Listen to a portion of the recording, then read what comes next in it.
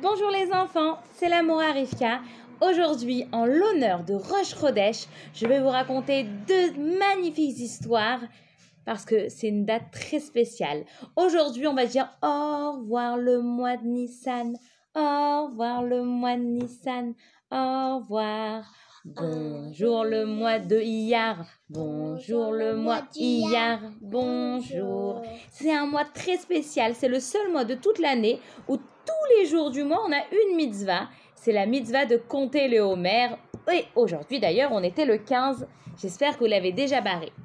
En l'honneur justement de Rosh Chodesh, voici la première histoire. Au Gan de Tzipi. L'histoire s'appelle « Nous t'aimons comme tu es ». Vous vous rappelez que les élèves de Rabbi Akiva, ils ne s'étaient pas beaucoup respectés et ils n'avaient pas fait beaucoup à Bat Israël.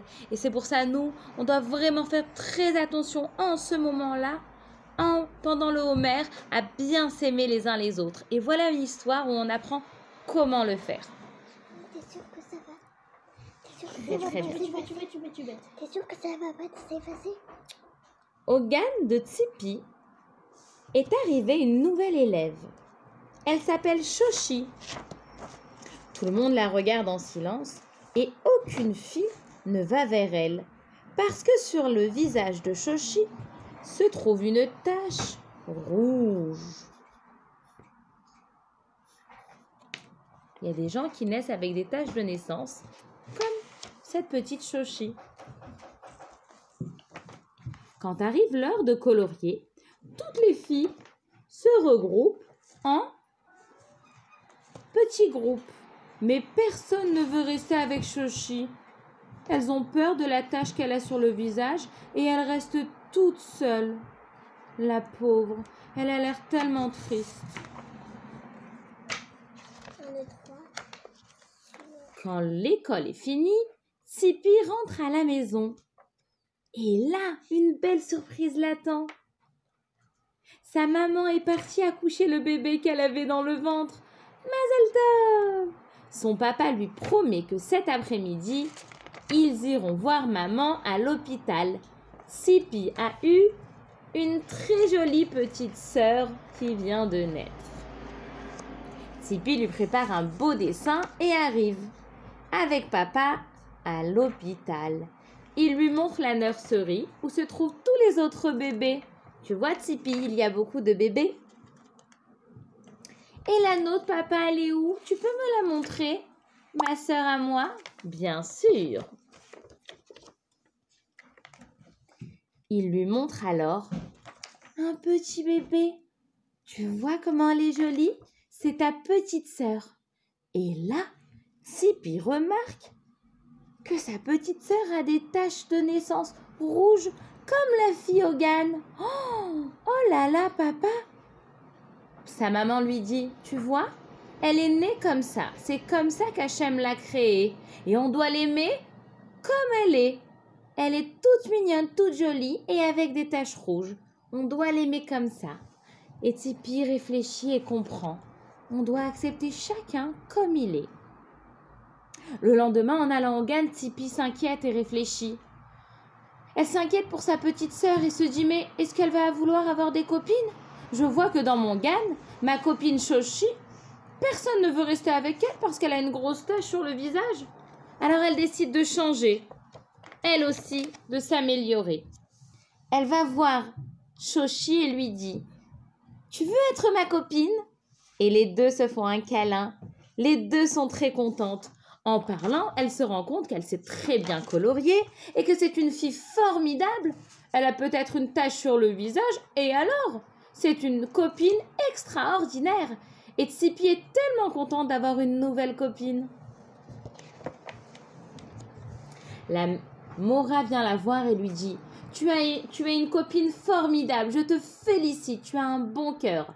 Tu as pu voir que même si elle a une tache sur le visage, eh ben, elle a un très bon cœur et c'est une super fille. Bravo! Et Tzipi est contente parce qu'elle sait qu'elle a fait quelque chose de bien, mais aussi, elle sait que sa petite sœur trouvera aussi des copines aussi gentilles que elle.